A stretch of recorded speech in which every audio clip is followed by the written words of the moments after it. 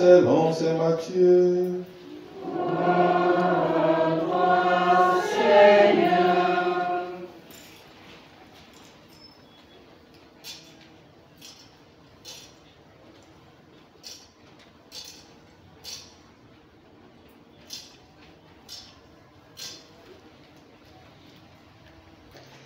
Jésus était né à Bethléem en Judée, au temps du roi Hérode le Grand.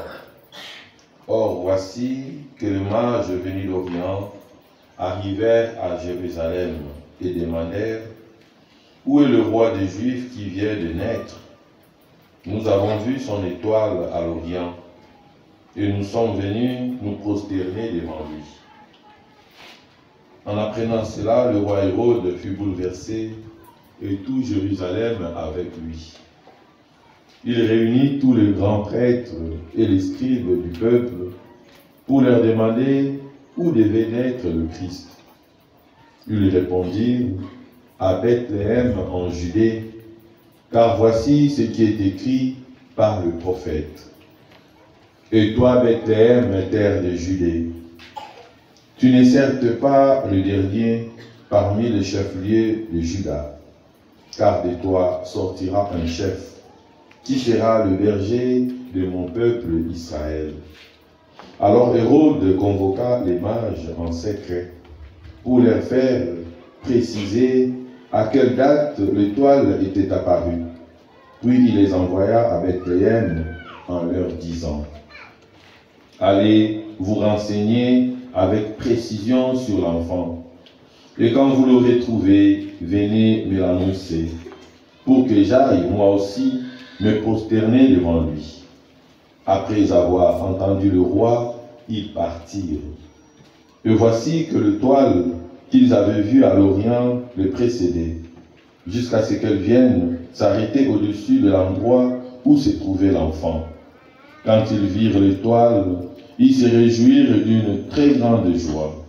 Ils entrèrent dans la maison, ils virent l'enfant avec Marie sa mère, et tomba à ses genoux, ils se prosternèrent devant lui.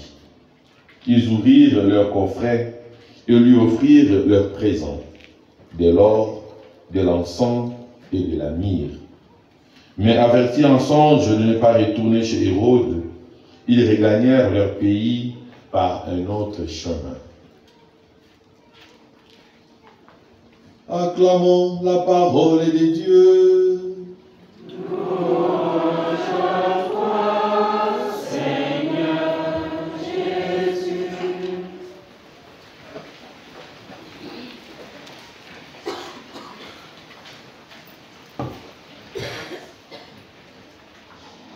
Loué soit Jésus-Christ.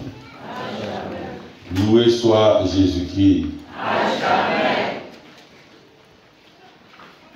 Si je dis guérison intérieure, vous répondez miséricorde et partage. Guérison intérieure. Miséricorde et partage. Guérison intérieure. Miséricorde et partage. Alléluia. Amen. Il est vivant.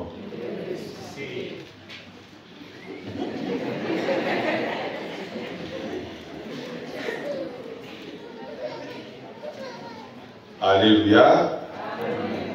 Il est vivant. Il est ressuscité. Il est ressuscité. Il est vivant. Qui? Jésus. Acclamons très fort pour le Seigneur.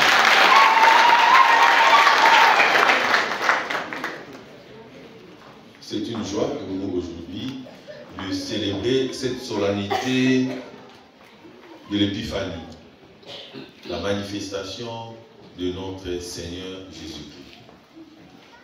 Jésus est né, il est parmi nous, ce Verbe qui s'est fait chair par amour. Mais nous devons découvrir sa présence. Pas seulement une présence physique, mais nous devons découvrir cette présence spirituelle. Cette présence qui doit transformer le monde.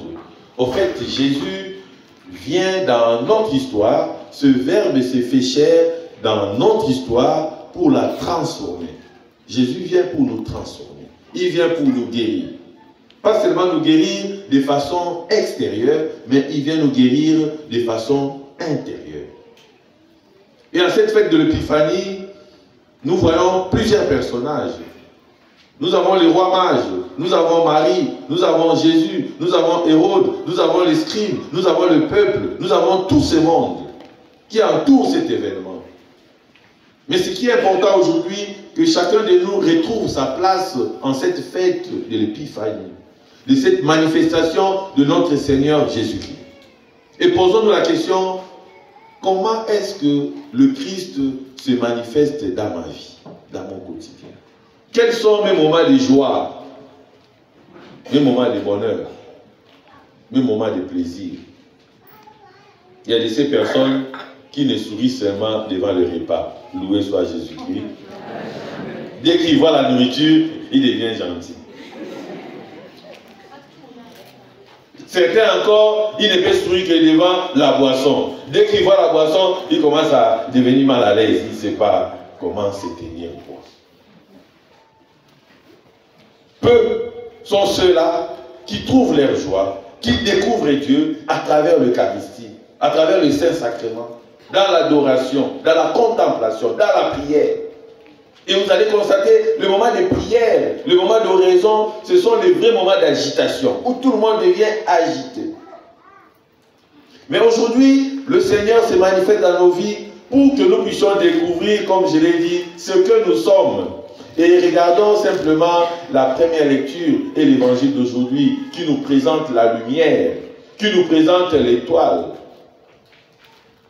Pour découvrir où se trouve l'enfant Jésus, pour découvrir où se trouve le bonheur, il y a un symbole qui doit nous conduire. Et en ce grand jour, le symbole c'est l'étoile. L'étoile que vous voyez au-dessus de la crèche.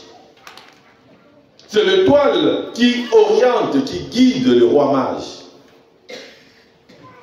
Mais rendons-nous compte, Hérode est incapable de voir cette étoile. Et posons-nous la question, pourquoi le roi mage voit l'étoile, mais Hérode n'arrive pas à voir l'étoile? Parce que le cœur d'Hérode est rempli de haine, est rempli de jalousie, est rempli de méchanceté, est rempli de vengeance. Que je me pose la question aujourd'hui, pourquoi jusque-là, je ne vois pas mon étoile? Pourquoi jusque-là, je ne suis pas dans le bonheur? Pourquoi jusque-là, je ne suis pas heureux? Pourquoi jusque-là, le Seigneur ne se manifeste pas dans ma vie? Simplement parce que jusque-là, je vis dans la haine, dans le manque de pardon, dans la jalousie, dans le congossa, dans le péché. Loué soit Jésus-Christ. Guérison intérieure. Nous sommes tellement dans le péché, dans le mal, nous sommes tellement mal intentionnés que nous sommes incapables de voir notre propre étoile. Quand Hérode demande où se trouve l'enfant, où se situe l'enfant, dans son cœur, il veut éliminer cet enfant. Il dit, mais celui-là vient pour prendre mon pouvoir. Il sera mon chef. Que chacun de nous se pose la question, combien de fois, dans son lieu de service, dans sa famille, dans son quartier, là où il vend, là où il travaille, il a de la haine contre son frère, contre sa soeur qui est en train de progresser, qui est en train d'avancer. Un jour, j'ai été touché de voir un monsieur bien placé, avec un très bon salaire, une belle voiture, une belle femme, de beaux enfants, une belle maison. Mais le monsieur a de la jalousie contre un callboxeur, un gars qui a son callbox qui vend le crédit. Un jour, il passe, il voit les gars en train de compter l'argent, c'était plus de 110 000. Lui, il rentre, il dit, mais ce petit s'il fait l'argent comme ça dans ces quartiers, il va juste avoir le gouverneur pour qu'on enlève tous les callboxeurs qui travaillent là-dedans. Voilà le cœur de l'homme, la haine de l'homme. C'est-à-dire un vieux papa comme Hérode, avec la barbe blanche comme moi, avec la calvitie, contre un enfant qui vient de naître. Vous savez, quand vous avez un mauvais cœur, c'est-à-dire en bon français, quand vous êtes sorcier, vous aurez la jalousie même pour ce qui est tout petit. Un sorcier a de la jalousie pour tout, pour tout. Même quand tu éternues, ah, lui il a bien éternué, hein. Moi j'éternue mal. Loué soit Jésus-Christ. Même quand tu pleures, sa façon de pleurer c'est bien, mais quand moi je pleure, la bouche est déformée. Quand on est Hérode, quand on veut le mal pour les autres, à un moment donné, tout devient mieux chez les autres. On veut tout détruire, on veut tout abîmer. On dit que tous nous puissions rater. Et qu'est-ce qui nous empêche encore de voir cette étoile? C'est parce que l'étoile est au ciel. Pour voir l'étoile, nous devons lever la tête. Nous devons regarder le ciel. Mais est-ce que nous, aujourd'hui, nous regardons encore le ciel? Non. Nous regardons nos téléphones. Nous regardons nos ventres. Nous regardons nos habits. Nos chaussures. Voilà, je suis bien. Notre propre vie. Nous ne levons pas la tête pour regarder l'étoile, pour regarder les autres. Mais comment nous allons découvrir la grandeur de Dieu si l'autre qui est à côté de moi n'a pas de valeur, ne compte pas? Levons un peu la tête. Nous passons tout le temps devant le téléphone, les réseaux sociaux, tout le temps, 24 heures sur 24. Et ce manque de concentration, ne pas vouloir regarder le ciel, nous éloigne de l'essentiel. Et comme je disais, il est important que nous puissions méditer sur les personnages de la fête d'aujourd'hui. Nous avons le roi mage. Il y en avait 3. Melchior, Balthazar et Gaspard. Ils étaient 3. Qui peut répéter et je lui donne 100 francs. Vous aimez l'argent ici, hein? Bon, 125. Loué soit Jésus-Christ. Guérison intérieure. Nous avons Melchior, Balthazar et Gaspard. Qu'est-ce qu'ils ont offert au Seigneur? Ils ont offert quoi à l'enfant Jésus? L'or, l'encens et... Alors que signifie l'or? La royauté. Ça signifie quoi encore? La richesse. Loué soit Jésus-Christ. Cette fête de l'Épiphanie, c'est une fête qui doit nous faire découvrir la richesse que nous avons. Cette richesse que nous avons reçue lors de notre baptême, c'est l'Esprit Saint. Nous avons l'Esprit Saint, l'Esprit de Dieu, l'Esprit de joie, l'Esprit d'épanouissement, l'Esprit de bonheur. Dieu nous a créés pour que nous soyons bien. Dieu ne nous a pas créés misérables. La misère, c'est nous-mêmes qui la fabriquons. Loué soit Jésus-Christ. Nous sommes nous-mêmes les fabricateurs de la misère. Dieu veut que nous puissions bien manger, nous puissions bien nous vêtir, nous puissions bien dormir, nous puissions bien nous déplacer. Il veut que nous ayons l'essentiel pour la vie.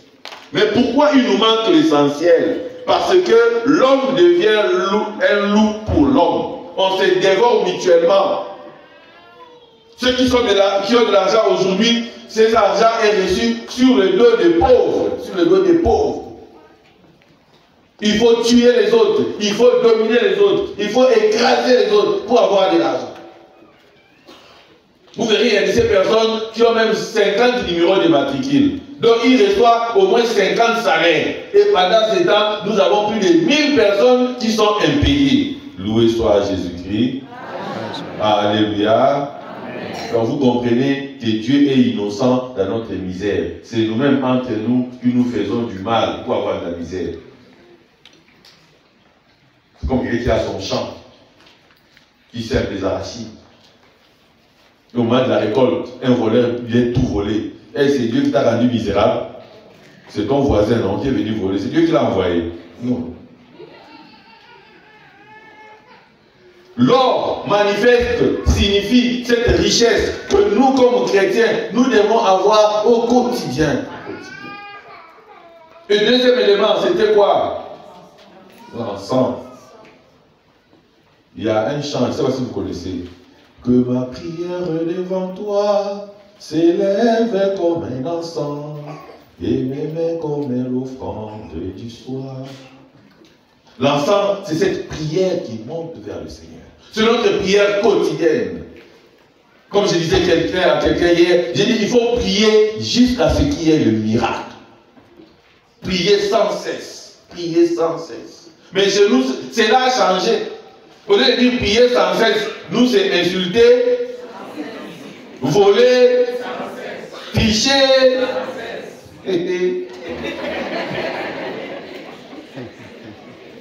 Loué soit Jésus-Christ. Non. Dieu a dit priez sans cesse. Demandez, on vous donnera. Frappez, cherchez, vous verrez. Mais nous avons déjà commencé à chercher. Nous avons déjà demandé. Nous avons déjà frappé. Ça ne s'ouvre pas. On ne reçoit pas. Il n'y a rien.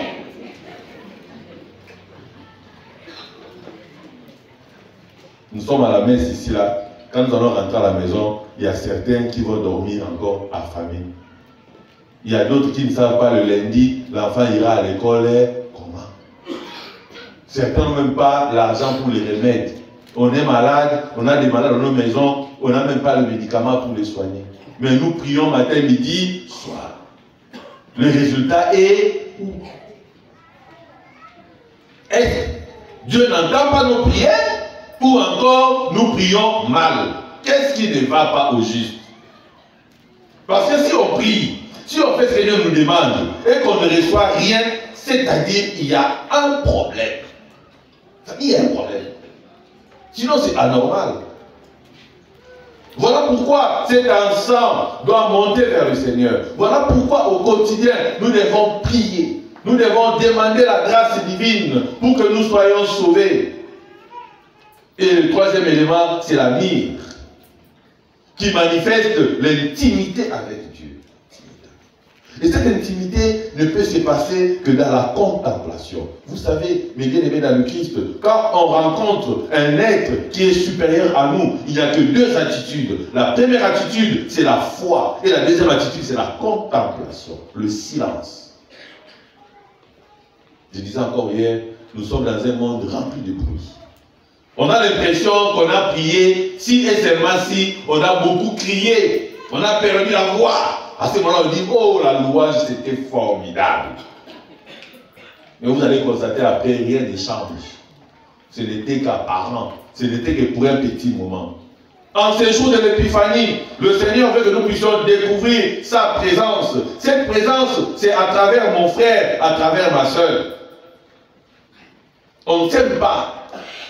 On ne se soutient pas. Moi, j'aimerais encore cette concurrence que je vois quelque part.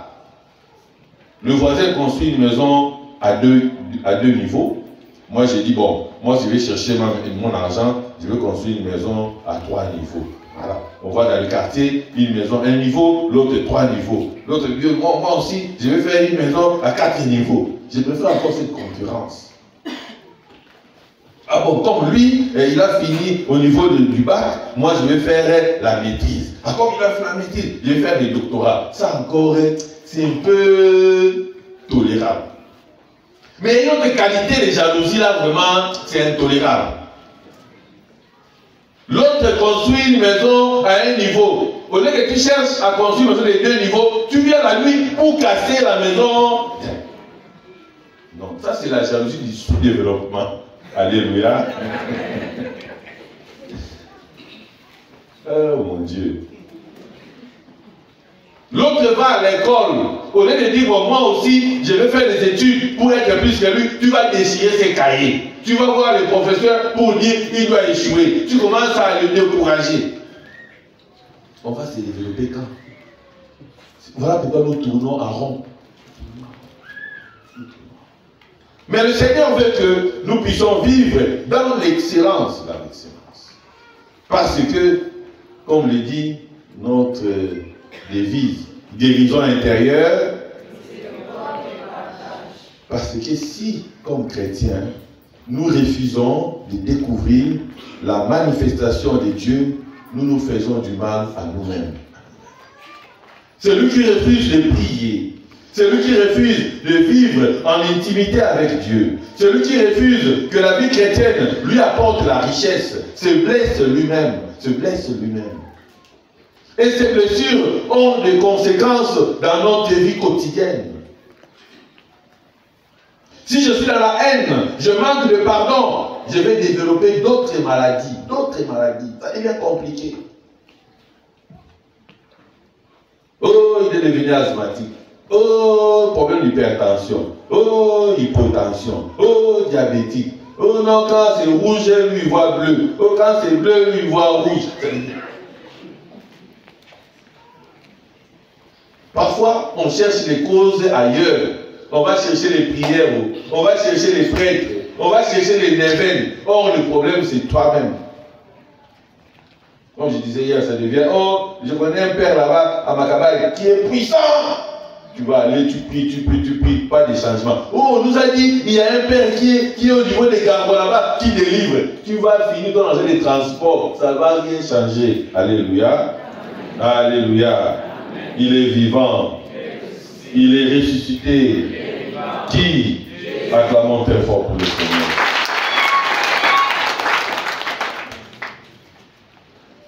Ta maison, tu ne fais pas la propriété. Il y a les fourmis partout. Après tu viens, il y a les moustiques partout. Ta toilette, tu ne sais pas en quelle année tu as vidé ta toilette. Après, non, père, il faut venir me délivrer parce que je vois mon voisin a construit une maison à l'étage. C'est sûr qu'il a des remèdes, il m'a envoyé les moustiques. Hey. Même les démons regardent même la qualité des gens qu'il faut attaquer. Tu as quoi? Il va venir prendre quoi d'abord, c'est pas. Il y a des choses quand même. Il faut aussi respecter le diable.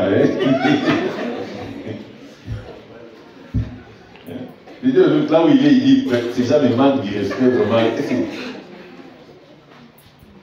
Loué soit Jésus-Christ.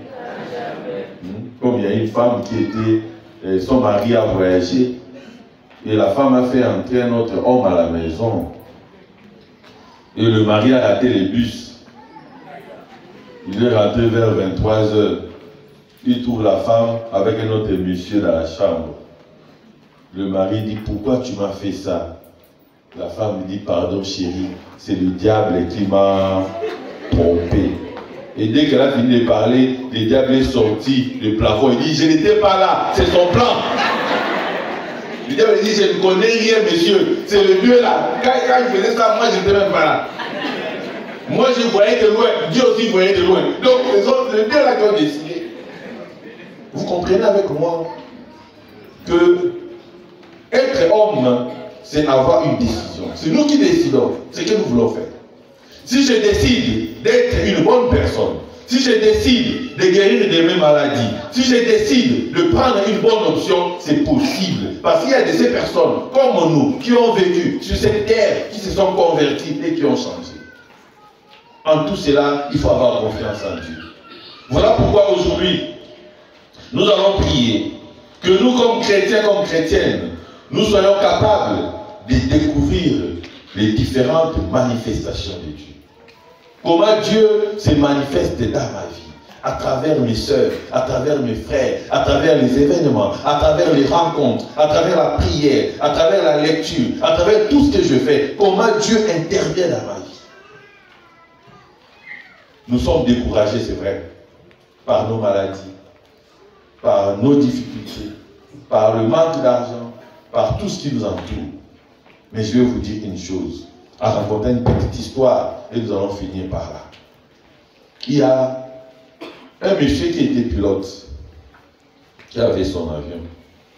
Il pilotait, il arrive dans une zone de turbulence. C'était vraiment dangereux, donc c'était vraiment à la limite du crash. Tout le monde était agité, et vous connaissez les non-stars, non? Quel est le non-star quand il y a des problèmes? Quelle est cette star-là que tout le monde appelle quand on veut monter? Applaudissez pour vous-même. C'est Jésus, Jésus. Même le païen, Jésus fait du succès. Tout le monde, Jésus, Jésus. Le pilote dit, restez calme, attachez vos ceintures, tout va revenir en ordre. Il y avait une jeune fille qui était là, qui n'avait pas peur, qui avait sa tablette et qui jouait. Tout le monde dit, mais comment? Toi, tout le monde a peur de mourir et toi, tu es tranquille. Tu es normal. L'enfant dit, non. Le monsieur qui est là-bas devant nous a dit de rester calme, d'attacher notre ceinture, tout va revenir en ordre. Et toi, tu es sorcière. Ça, c'est une sorcière. Plus de 30 minutes, même situation. Et après un temps, le calme est revenu.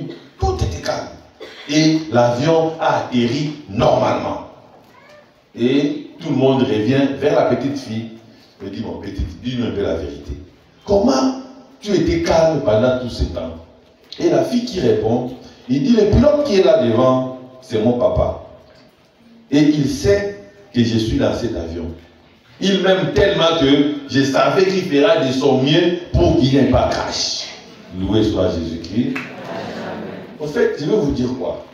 Nous sommes dans le bateau du Seigneur. Nous sommes dans l'avion du Seigneur. C'est Dieu qui est le pilote. Il sait que nous, ses enfants baptisés, nous sommes dans cet avion.